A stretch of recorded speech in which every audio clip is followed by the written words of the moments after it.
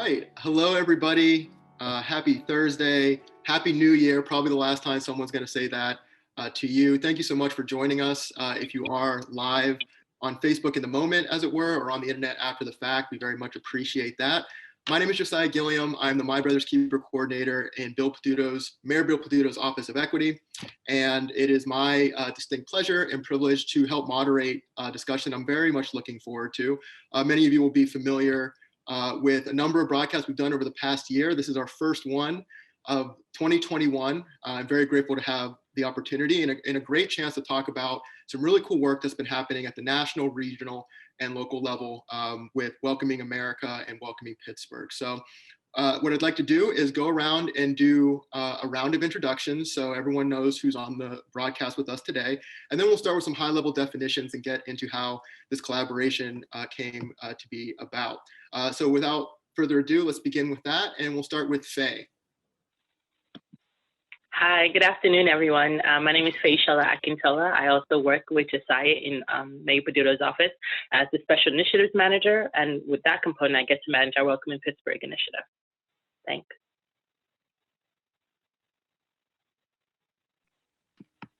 Thank you so much, Faye. Mairead. Hi, everyone. I'm very grateful and humbled to be here. My name is Mairead McCarthy. I also work with Faye and Josiah and Mayor Peduto's Office of Equity, specifically with the Welcoming Pittsburgh initiative. Thank you, Mairead. Jeremy. Good afternoon, everyone. I'm Jeremy Carter, manager of the Housing Opportunity Fund consumer programs at the URA. Very happy to be part of this discussion. Thank you, Jeremy. Pierce. Good afternoon, everyone. My name is Pierce Robinson. I am the manager of Diversified Business Solutions at the URA, and thank you for having me. Thank you for being here. And last but not least, Christina. Thank you, Josiah, for the invitation and kicking us off here. My name is Christina Pope, and I'm the Senior Network Director with Welcoming America. We're headquartered in Atlanta, and I am based in St. Louis, Missouri. Terrific. I think you are the farthest guest that we've had on one of these broadcasts. So that's a cool way to start the year. Okay, let's start with some context so we understand what we're here to talk about. Faye, could you give us an overview for those that aren't familiar on what Welcoming Pittsburgh is and what we're here to talk about today? Yeah, thank you, Josiah. Yeah, so Welcoming Pittsburgh, I like to put is our immigrant and internationals integration strategy for Mayor William Peduto. And our goal is to identify barriers that hinder our immigrant, refugee, international community from thriving in the city, and then to work with our communities to help resolve those issues. So what brings us today is a We Pilot program, an opportunity that Welcoming America gave us, right? And when I say us, to the broader welcoming community in the country, to be able to work with us closely on economic development work. And in us looking through the roadmap at Welcoming Pittsburgh, we're guided by a set of recommendations that were put together by community stakeholders. And a couple of those recommendations really speak a little bit more in terms of how do we help our immigrant and refugee communities grow their businesses, and as a way of building wealth is also the housing opportunity as well. With us knowing that the URA, which is the economic development arm of the mayor's office, has a wealth of resources that are available. But we know that there was a gap between those resources and actually meeting the immigrant community. So we saw this as an opportunity to really work with Welcoming America to help solidify a relationship and to help us walk through what are the best ways to really make sure the immigrant communities know about these resources, and work with the URA to figure out what are the best practices or the best ways to better serve those communities as well. So our conversation today is centered around that We Pilot program and how we came about doing that and the success that we achieved together. So Faye, in terms of how this came about, this is just through consistent communication with the stakeholders on the call. Like how, for those that aren't familiar with how city government and collective impact work goes, how does this actually get done? Yeah, that's a good question to decide. So of course we, first of all, the first conversation we had was with the URA, right? We wanted to make sure that there was buy-in from the other authority and not that we were instilling our own thoughts on them. And what was great was URA realized that there was a gap in serving this particular community. And if we were going to have technical assistance in helping us to walk through this, then they were on board. So of course, with faith, we applied, and thankfully we were out of 6 cities that applied, 3 of us were chosen, with the city of Pittsburgh being one of those. And I believe that was 2019. So in 2020, we really started thinking, what were the components? What is it that we wanted to get done? And so it was centered around 2 things: the small businesses and housing, right? And again, it was working with our partners at the URA to figure out what are the different programs that they have, and how does that meet our immigrant community? And with that, that's the kind of the benchmark that we set in place. And of course, this was all prior to COVID, Josiah. So of course, you hear a lot from my colleagues on how we pivoted. Thanks to the community. Again, we get a chance to meet with the community on a bi-weekly basis now. But during those times early in the year, we started to meet with them on a weekly basis. So on a weekly basis, we were hearing from the community as to what the issues were, what the challenges were. And of course, we were working with our community partners at the URA to pivot and change things as needed in order to meet the community members' needs. Well, thank you so much. Speaking of the URA, let's turn there to talk about their perspective on this. I'll start with Pierce. Thanks for being here, man, and for your time today. Before we get into how this all came about, could you give us an overview of the URA from your perspective and what you do there? Sure. So, just circling back to what Faye was saying, the URA, Urban Redevelopment Authority of the City of Pittsburgh, is the economic development arm of the City of Pittsburgh's government. So we're, essentially like, another department, but we operate primarily to facilitate public development in the city, whether that's the utilization of public land or some sort of like public tool, maybe, financing, something of that sort. But in addition to that, we provide a lot of different resources for homeowners as well as business owners of any size, throughout the city of Pittsburgh. And those resources, they sort of span the spectrum. What I do specifically in our department is that, we interface with small businesses, medium-sized businesses, even large businesses to get an understanding of their needs, whether that be financial or technical resources in order to help them grow, expand, and build in the city of Pittsburgh. So that's what my department does specifically, but that's the overall sort of function of the URA. Thanks, Pierce. And Jeremy, since we have you on the call too, another team member with the URA, anything you would add there, and how would you frame what you do with the team? Sure. Thanks, Josiah. In our department, we operate the Housing Opportunity Fund. So anyone who is not familiar with that, that's the City of Pittsburgh's Affordable Housing Trust Fund. And it's really important and remarkable that the city has this resource, as many cities do not. And the Housing Opportunity Fund is funded at a commitment from the city at $10 million a year for 12 years. We're entering our 4th year, but the impact that this fund has, it really drives economic mobility for our homeowners, home buyers, and renters in the city of Pittsburgh. And so that's the programs that I work in. I appreciate that. Okay, I want to go to Christina to talk about Welcoming America so we understand the rest of the stakeholders involved with this. Thank you so much for being here from so far away. How do you describe Welcoming Pittsburgh to people, and what's your role there? Sure. So at Welcoming America, we are a national nonprofit organization, and we run a network of 200 local governments and nonprofits across the country that are focused on building more welcoming communities for immigrants, and really knowing that those equitable access strategies create more prosperity, more inclusion for all residents. So Welcoming Pittsburgh is a longtime member of the Welcoming America Network. And it's one of the cities that we're actually currently in the process of measuring against the Welcoming Standard, which sets out the policies and programs that tell us that a place is truly welcoming. It's not just a word or a feeling, but there are concrete policies and practices that are behind it. So we're happy to be working with Pittsburgh in that process. And as Faye said, Pittsburgh was one of the 3 sites that was selected for this pilot program that we kicked off last year. Yeah, so what is the pilot? What is this Welcoming Economies Pilot, and why did you begin it?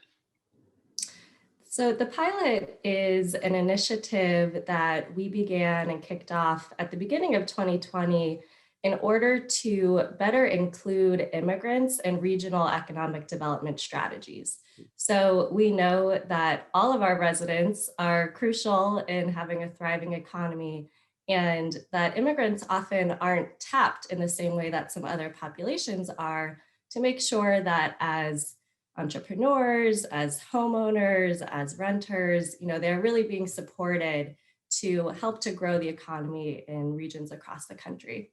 And so we have found through our certification process, comparing local governments to this welcoming standard, that this piece around including immigrants in economic development strategies and making sure that economic inclusion of immigrants is a priority is something that is a weaker area for a lot of local governments and economic development agencies across the country. So we decided to start this competitive initiative to challenge local governments and their partners to, really take on something new, to go to the next level in how immigrants are being included in their region. So the URA and Welcoming Pittsburgh, had a conversation and decided to apply. And we were really happy to see, what they brought to the program and what came out of it. So you mentioned that this got kicked off at the beginning of 2020, just in time for a global pandemic. So, and I'd like to open it up to all welcoming participants on the call, including our local team. I want to talk about the pivot. So you have this idea, you have a reason behind it, but now the state of the world is changing right before our eyes, and there's a lot of swirling information, trying to figure out what's going on. How were you all seeing the impacts on the immigrant communities that you were serving? And then how did we then pivot to address that challenge? And I think actually it probably makes sense to start broad. So Christina, if you could just talk from like a national level, and then our local team can weigh in. Sure. So I think COVID, brought to light a lot of the issues that were already really at hand for immigrant communities when it comes to access to services, as entrepreneurs, as home buyers and renters. And so COVID accentuated a lot of those needs, and we saw sort of some new emerging needs. So for example, immigrant-owned businesses were now having to shift to doing carryout and standing up online websites to do ordering that way. And for a lot of businesses, immigrant or not, that was something new. And figuring out how to remain solvent as a business during COVID became a huge issue. And so making sure that the supports that came from the federal government, state and local level were accessible to immigrants became a top priority across all of these issues, whether we're talking housing, entrepreneurship, employment, and making sure that folks could really tap into those opportunities. Thank you. Faye and Mairead, you all have been convening, it was bi-weekly. I know you're in communication with folks more often than that. And of course, I had the privilege of being on Office of Equity calls, hearing updates from you all, and even joining some of your bi-weekly calls on some different initiatives. So I have a bit of a window in to the experience through your lens. But for those that are watching, what were the local impacts? What were you hearing from folks? And then how did you pivot to address those challenges? Yeah, I'm looking at my colleague Mairead in case she wants to chime in. Feel free anytime. Just take a step back. I remember when we were entering into the WE pilot program again prior to COVID, we came in again with business and with housing. We wanted to focus on with housing.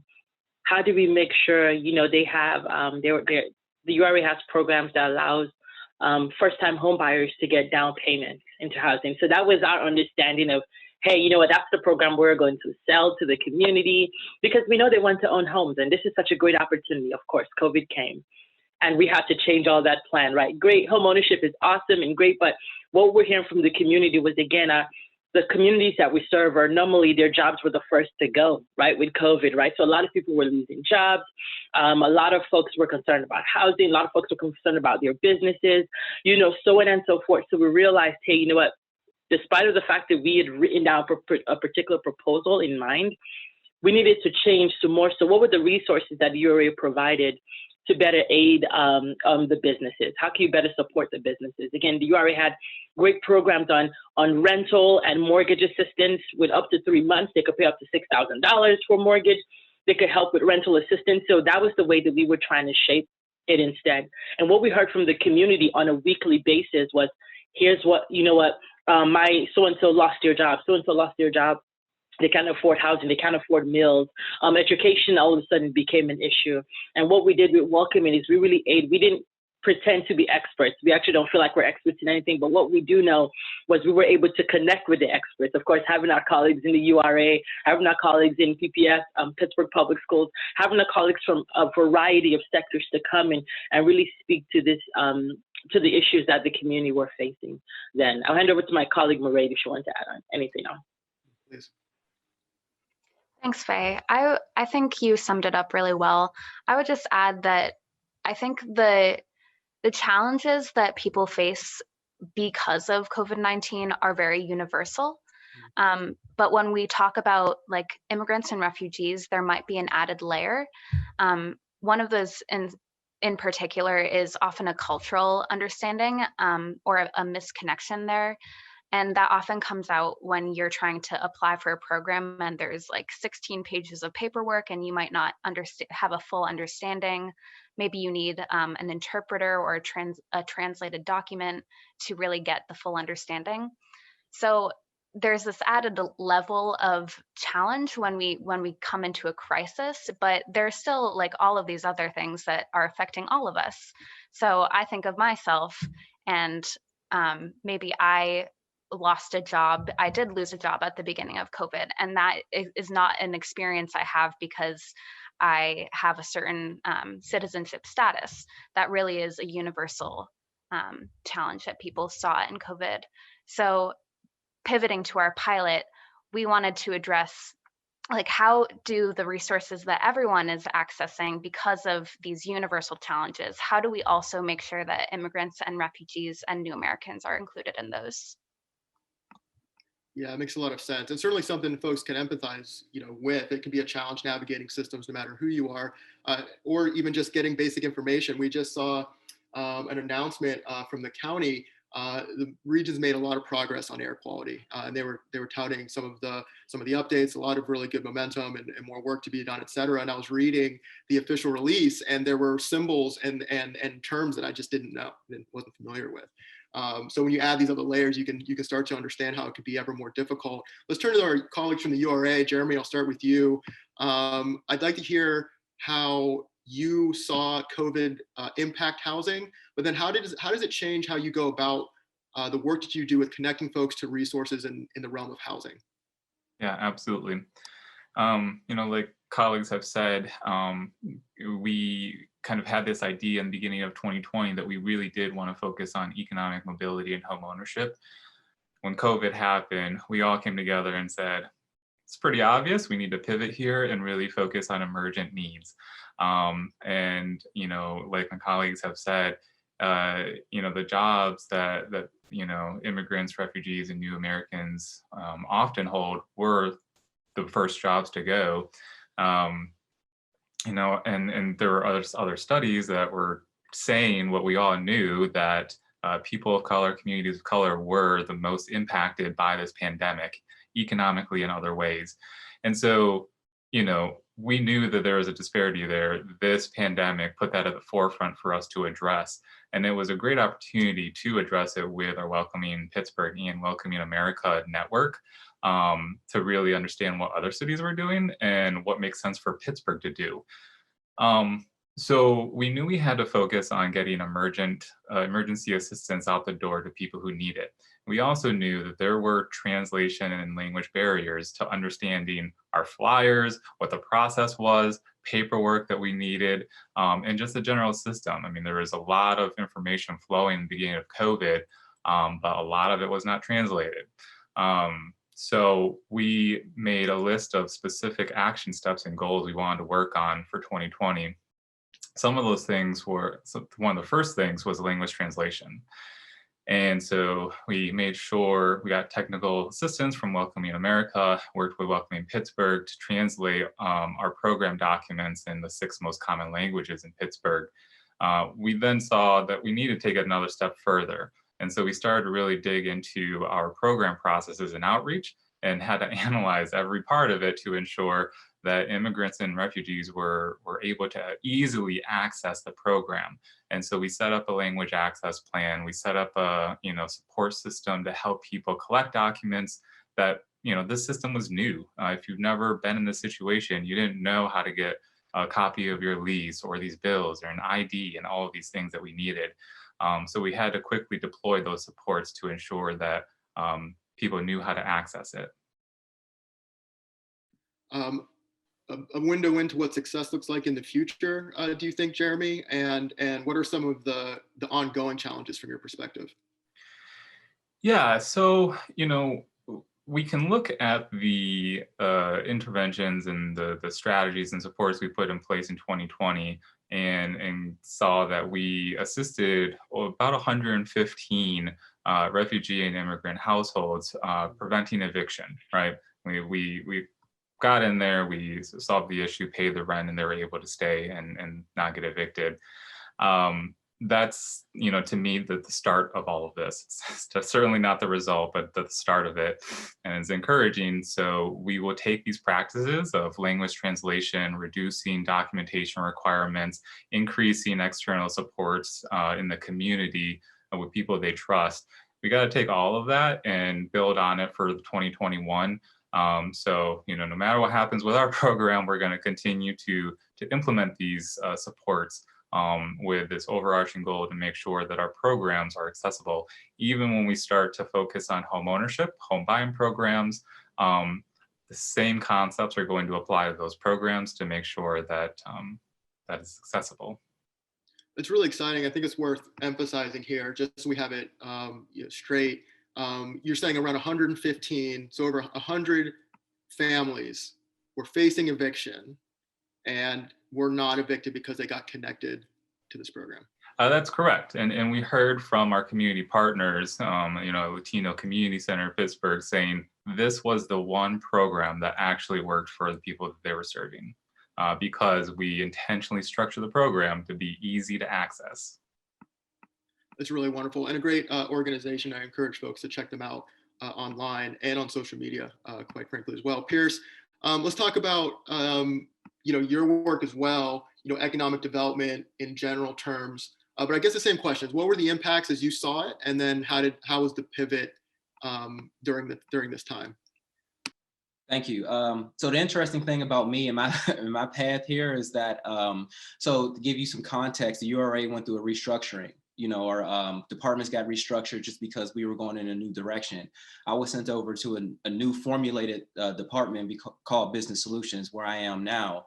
And the purpose of Business Solutions was to actually, to be more sort of assertive in terms of engaging small businesses in the city of Pittsburgh, especially small businesses. So, whenever I first got into Welcoming Pittsburgh, Welcoming America, I was already in crisis mode. I don't know anything else about this except when we were in COVID and crisis. So the interesting thing about that is I think our participation in this pilot really was a serious wake up call, just because we weren't even tracking how many immigrant applicants we had coming into, taking advantage of any of our programs. So when COVID hit, the first product that we rolled out was called the Emergency Loan Fund. And that was an extension of our microloan. Our microloan is a really popular tool that we use to help small businesses actually get started. It's a very, very unique product, up to $30,000 with really favorable terms. So we rolled out the Emergency Loan Fund as an extension of our microloan. And I think probably halfway through that process, and like I said, I was participating in this, my participation here, it just, having conversations with colleagues, it's like, hey, we need to start tracking this. Not necessarily because we were participating in this pilot, but we need to make sure that this emergency money, understanding the crisis that's taking place right now, is getting to everyone. We can't just keep on operating in the same sort of, silos we have, been previously. Businesses all around the city are really in bad shape. So we need to make sure we were casting as wide of a net as possible. So through that exercise, we found that we weren't doing a great job at reaching immigrant populations. I mean, just being perfectly honest. So we had to sit down and analyze our processes and really brainstorm, like, hey, where are these businesses and how can we make sure that we are able to connect directly with them to make sure that they're at least aware of the services that we provide. So like I said, through that sort of self-analysis, we've devised different sorts of strategies to really make a, concentrated effort to reach some of these, distant, I hate to use that term, but they were distant from the URA. So, we started connecting with the community groups, our general sort of advertising mechanisms, social media and stuff like that. We found like the immigrant businesses, they weren't utilizing those in the same capacity as some of our other MWBEs were. So we had to be a little bit more creative in terms of understanding how they were getting the information that they needed. And I mean, this was, as it relates to business, and it was, in housing as well. So we just really developed a plan, and through that plan, we actually started to be able to capture some metrics and to see that, after we, came to that realization that, there were immigrant businesses applying and able to benefit from some of the emergency services that we were able to provide during, when COVID was kind of at its height. So let's talk about it's the minority loan program. And recovery loan program, that's correct, Pierce? So just the the timeline of the products that we released. Mm-hmm. The first product was the emergency loan fund. That was $15,000. The sort of I would say the big brother of the emergency loan fund was actually a recovery loan, and we found through a recovery loan that 16% of the applicants were immigrants, but the recovery loan was $75,000. It was for businesses who needed, more money and like a higher sort of financial threshold for their business because of, the COVID crisis. And then from there, we were able to develop a really large loan, which is our minority business growth and recovery loan. And that's up to $100,000. It's actually active right now. We're getting a lot of good feedback, and 18%. We're seeing 18% of participation from immigrant business owners there as well. So we're definitely seeing the progress, and we're seeing that, our efforts, are working, but we are fully aware that we still have a long way to go in terms of making sure that we're connecting with all the underserved populations in the city. That's terrific. So Mairead, I'd like to turn to you. So I hear an overarching why, the impetus why we start this pilot to begin with. And I hear there's some existing and then some new products, resources really, that are going to get brought to bear. Then we have a catastrophe, right? We have a global pandemic, and we're pivoting to changing circumstances. Can you talk with us about the structure that you put in place for this pilot, and what worked, and what worked and what didn't work with how it was put together? Yeah, absolutely. So I think I'll anchor this conversation in the structure that Welcoming Pittsburgh shifted to when COVID hit. We started convening all of our stakeholders, the communities who are working with serving immigrants and refugees, and then community leaders as well, who represent different ethnic groups across Pittsburgh. We started bringing those folks onto a call every week, so we could have our thumb on the pulse of the challenges that are arising and what the needs that are coming up. So that having that crisis shift was really helpful when we started building out some of these We Pilot programs. And sort of the structure of the pilot is a little bit different than that. So you've heard folks on the call today talk about how we started implementing tracking of these programs, so we can see if we're being successful in equitably distributing housing and business resources. And that's been really important because it gives us a mark that we know we can either build from, or it tells us that we're like doing a good job at reaching some of these communities equitably. As well, we've also heard on this call that we've tried to reduce some of the barriers. So Jeremy talked about the language access plan that was put in place. It's a coordinated intake line, and then you can get language access right from there. And then where that weekly call really comes in is the communication portion of how do we get these programs that are really helping a lot of folks, how do we make sure that our community knows about that? So bringing both of our URA partners, the housing and the business side, onto those calls was really important because that information gets transferred directly to the hands of leaders who can then distribute it to the people in their communities. The same people who are saying, here's the challenges that we're seeing, we're saying, here's what you can do about the challenges. So that was really helpful. And since the crisis has sort of, it's sort of mellowed out, I would say. I wouldn't say it's disappeared at all, but we've shifted to no longer needing a weekly meeting, but instead a bi-weekly meeting. And some of those contexts that we're building out, we can now just communicate to directly instead of bringing everyone to one space. We've really tried to build out those channels. Sounds like some opportunities for some structural success moving forward. How do you think we work with the URA in this fashion moving forward? Like what lasts from these improvements? I think the commitment here, we've seen this program be pretty successful, and both sides have demonstrated like a really a passionate, they just really bring passion to the work, and they understand the reason. As we started this conversation, the why we're doing this work, why it's important that we are building out these resources for everyone, because it really does benefit all of our communities.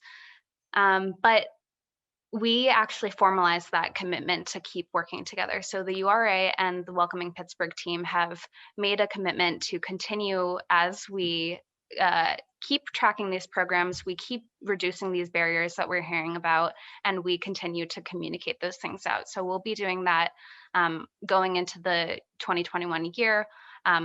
Housing and business folks from the URA will be presenting on our calls, and we'll be working on just that direct communication. It's great to hear about that formalization. I'd like to zoom out, Christina. This is a national pilot. How did other cities respond to the same crisis? Right, it's such a shared experience in so many ways. What have you seen in other places? Right. So although these three cities are quite different from one another, there were a few themes. So one of the other locations is Champaign-Urbana, Illinois. So this is where the University of Illinois is. They're surrounded by a rural county. So this was a collaboration between the University YMCA and the Champaign County Economic Development Corporation. And their focus was launching an immigrant business directory. And through that, nearly 40 businesses now have this tool to develop deals and discounts to attract customers. They're doing joint social media campaigns to spread the word about their businesses. And they were also able to host some trainings for these entrepreneurs to, respond to COVID, adapt, and those reached over 400 people through a virtual platform. So they really had a lot of success in supporting immigrant entrepreneurs, listening to what the emerging needs were and then responding to those. And then the third site is Louisville, Kentucky. And this effort was led by the Office of Globalization there, which is again part of the local government. And they similarly created a global directory that includes 100 businesses. These are restaurants, grocery stores, shops owned by immigrants themselves, and then also immigrant service providers. So it's sort of an internationally focused directory. And in relation to that, they're able to send their residents to that website to know about international places to eat and recognize those businesses. They also noticed a need for helping their restaurant owners better address health and safety during COVID-19. And so, responding to how do you deliver meals safely and how do you make sure that the kitchen is operating in a way we can all feel good about. So what they ended up doing was creating one-on-one trainings for immigrant-owned restaurants to help with that education piece and make sure that was delivered in the right language. It was done, in a culturally accessible way. And then on the other side of things, they developed a training module for their health and safety officers employed by the city of Louisville so that they could enhance their capacity to work with those immigrant business owners and others who, they may not have had the background as employees about how to really communicate these changes. So we're really happy with those results. And because this was a program that brought Pittsburgh together with these peers, everybody was able to exchange what they were learning and, you know, bounce ideas off of each other and sort of troubleshoot through that peer space. That's really exciting. A question about their operation in Louisville. So this is the idea here around the trainings is they're working to increase the capacity of public safety officials to engage with the community. Is that right on track? That's right, and specifically with code enforcement. So they're looking at, you know, who would the people be who typically are in an enforcement role, and instead coming at it from the angle of education and relationship building, and, you know, using a proactive approach before you go to that sort of enforcement approach. Well, it sounds like we've had some tremendous success, certainly locally with this pilot, and it's great to hear about some shining examples in the other cities. What does 2021 look like from your perspective? Yeah, it's already underway. And because of the successes of the pilot, which really, you know, it was an experiment to see if this program could help to advance these initiatives, we decided to commit to a full-fledged program. So for 2021, we're accepting a new cohort of cities, and we're expanding from 3 to 5. And we're also expanding the regional or the geographic scope. You know, the 3 cities we worked with were sort of the center of the country and did have some commonalities, but now we're looking at cities all across the country. So currently accepting applications, and, you know, please tell your friends that are part of the Welcoming Network. That's terrific. Okay, well, this has been a great conversation so far. I think it makes sense to kind of open it up, you know, to the entire floor. You know, I'm wondering, you know, what final reflections you might have, you know, given this conversation, given what challenges presented themselves in the past year and the successes, where do your minds go with this work and what you're hoping for in the future? And anyone can chime in. I would say for me, I think, like I said, it really gave, you know, our authority a wake-up call in terms of the work that, you know, needs to be done as it relates to not you know, even out of crisis mode, just in general, you know, the sort of business tools that we're creating, where it's financing.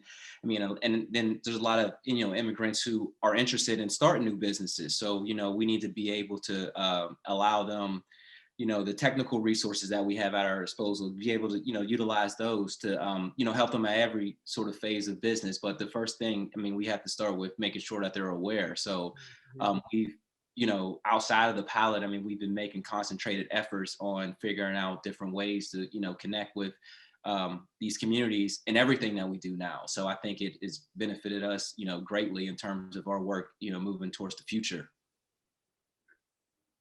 Thank you so much, Pierce. Anyone else? I think sometimes we tend to, and hopefully, I mean, as people listen to this, I hope people don't think that this was such a perfect and a smooth process and we came together and things just melted together in harmony. Like, that was not necessarily the case, right? There was some challenges that took place, but I think what really allowed us to be successful was whenever there were challenges that we faced, we went back to the foundation of how we met, that we all realized how important this was, and that allowed us to re-strategize moving forward. And just that we continue to keep that momentum and not get complacent with the fact that, yes, we meet with this particular groups on a bi-weekly basis. There are plethora, right? Not all immigrants or refugees are monoliths, right? And there's still folks that still need our help that we are yet to reach. But as long as we're consistent and we are dedicated into continuing to reach those groups in whatever platforms, whatever communication methods, best reach those groups, I think we'll continue to achieve success with that. So, yeah. A really valuable point, Faye. Thank you. You know, it's not always easy, that's for sure. And harmony is something that I think you can work at. And I remember conversations last year with nonprofits talking about collective impact and being really struck by this concept of harmonizing upwards. That it's not about everyone playing the same instrument, so to speak, but it's about building in unison. And I think, quite frankly, the easiest way to get to that unison, to get to harmony, is to listen first, to understand the other folks that are taking part in the song, as it were. Anyone else on final reflections or encouragements? I see Jeremy and Christina unmuted. The tension is, man, who's going to go first? Jeremy, please go ahead. Round out the Pittsburgh. So to kind of build off of your point there, Josiah, of building harmony upwards and what Faye was talking about, I see that as one of the strongest points for our relationship going forward. Over 2020, we really solidified this relationship between the mayor's office, Welcoming Pittsburgh, and the URA. And whether it was meeting every week or every other week, I mean, we talked a lot and we got to know each other a lot. But in the end, we also really realized that our work overlaps and we have a tremendous opportunity here to work together and really change the landscape of what economic and housing stability looks like.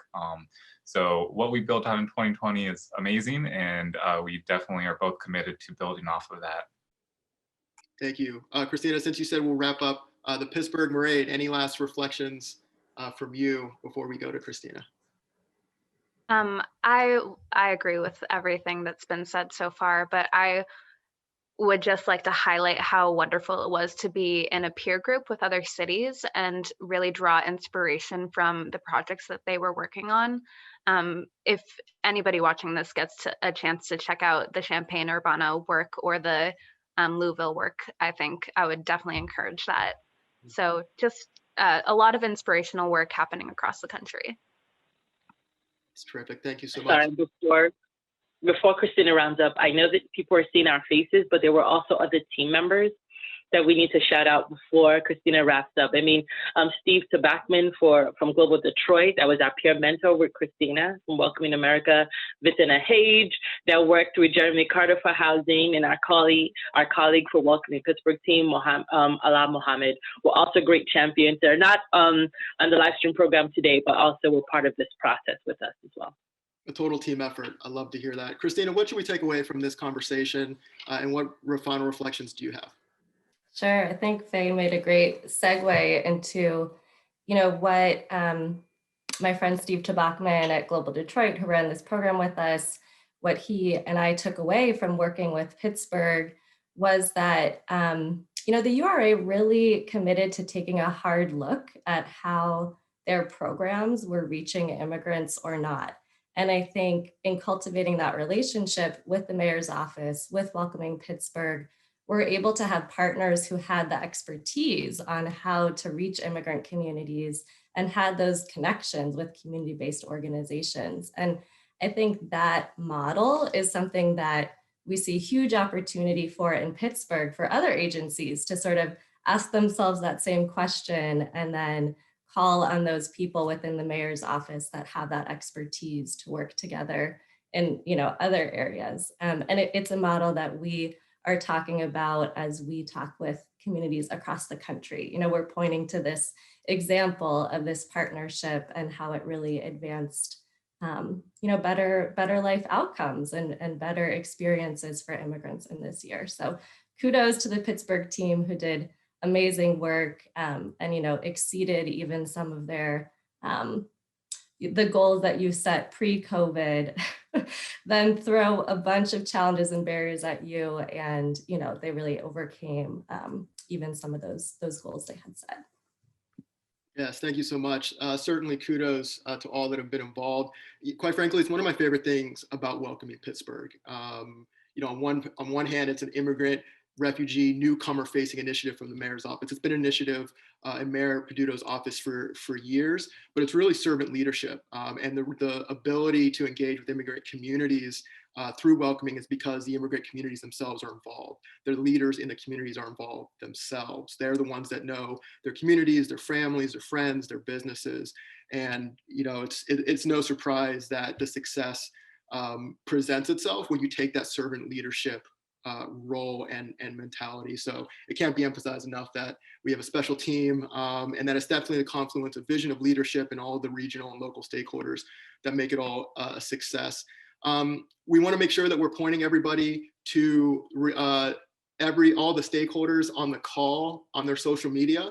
Welcoming America, Welcoming Pittsburgh, the URA, all have robust social media operations. You can also sign up for newsletters as the case may be, and there's a bunch of ways to get engaged. I'm seeing a lot of nods on the call. I think the call is to please do so. If you have questions, if you have comments, if you'd like to get connected, here before you on the screen are some folks that will work directly with you. There are others, some that they've mentioned, and even more beyond that.